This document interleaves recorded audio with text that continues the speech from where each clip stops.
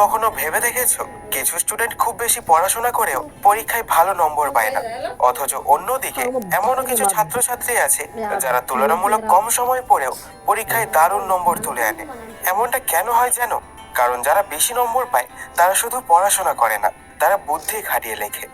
আজকের এই ভিডিওতে আমি তোমাকে সেই লেখার কৌশলগুলোই জানাবো, যেগুলো ব্যবহার করলে তুমি পরীক্ষার খাতায় এমন ভাবে লিখতে পারবে যাতে পরীক্ষক তোমার খাতা দেখে মুগ্ধ হয়ে যায় আর স্বাভাবিকভাবেই বেশি মার্কস দেন। তাই একটানা শেষ পর্যন্ত ভিডিওটা দেখো, কারণ এখানে এমন কিছু এক্সাম রাইটিং সিক্রেটস আছে যা সত্যিই তোমার পরের এক্সামে বড় পরিবর্তন আনবে। পয়েন্ট নাম্বার 1, উত্তর লেখো সঠিক ধারাবাহিকতায়। Maintain proper sequence. ধরা যাক একজন ছাত্র পরীক্ষার খাতায় 1 নম্বর প্রশ্ন লিখে সরাসরি 5 নম্বরে চলে গেল, তারপর 3 নম্বর, এরপর আবার 10 নম্বর লিখছে। অন্যদিকে আরেকজন ছাত্র 1 নম্বর লিখে 2, তারপর 3, তারপর 4, একের পর এক ধারাবাহিকভাবে সব প্রশ্নের উত্তর লিখছে।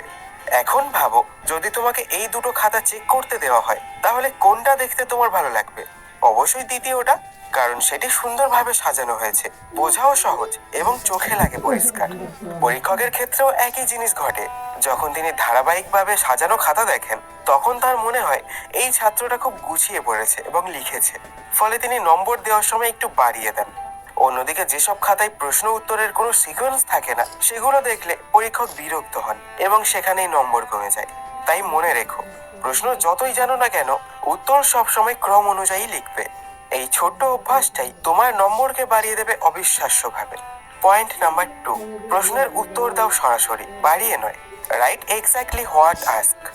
অনেক সময় আমরা পরীক্ষায় একটু বেশি নম্বর পাওয়ার আশায় অপ্রয়োজনীয় জিনিস লিখে ফেলি।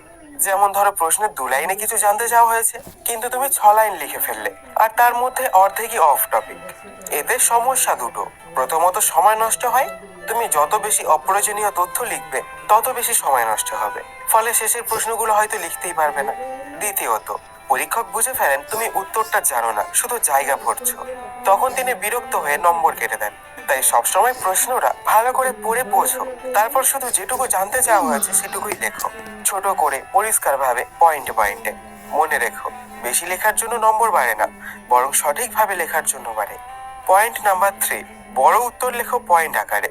Use bullet or point format for long answers. ধরা যাক তোমাকে একটা বড় প্রশ্নের উত্তর লিখতে হবে, তুমি পুরোটা একটানা প্যারাগ্রাফ আকারে লিখলে। অপরদিকে তোমার পাশের বন্ধুটি একই উত্তরকে 5-6টা পয়েন্টে ভাগ করে সুন্দরভাবে সাজিয়ে লিখলো। এখন ভাবো, পরীক্ষক কার খাতা দেখে বেশি স্বস্তি পাবেন? অবশ্যই দ্বিতীয় জনের, কারণ পয়েন্ট আকারে লেখা উত্তর দেখতে গোছানো, পড়তে সহজ, আর মনে হয় ছাত্রটি স্পষ্টভাবে বিষয়টা জানে।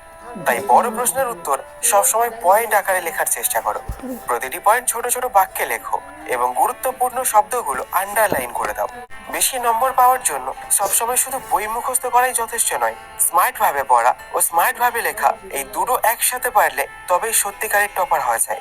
তাই পরের এক্সামে এই 5টি লেখার কৌশল মেনে চলো। প্রশ্নের উত্তর লেখো ধারাবাহিকভাবে, অপ্রয়োজনীয় কিছু লিখবে না, বড় উত্তরগুলো লেখো পয়েন্ট আকারে, কোনো প্রশ্ন ফাঁকা রেখো না, আর খাতা রাখো পরিষ্কার ও গুছানো। তুমি দেখবে এই ছোট ছোট পরিবর্তনগুলো তোমার রেজাল্টে বড় পার্থক্য আনবে। তখন শুধু শিক্ষক নয়, তোমার নিজেরও গর্ব হবে নিজের উত্তরপত্র দেখে।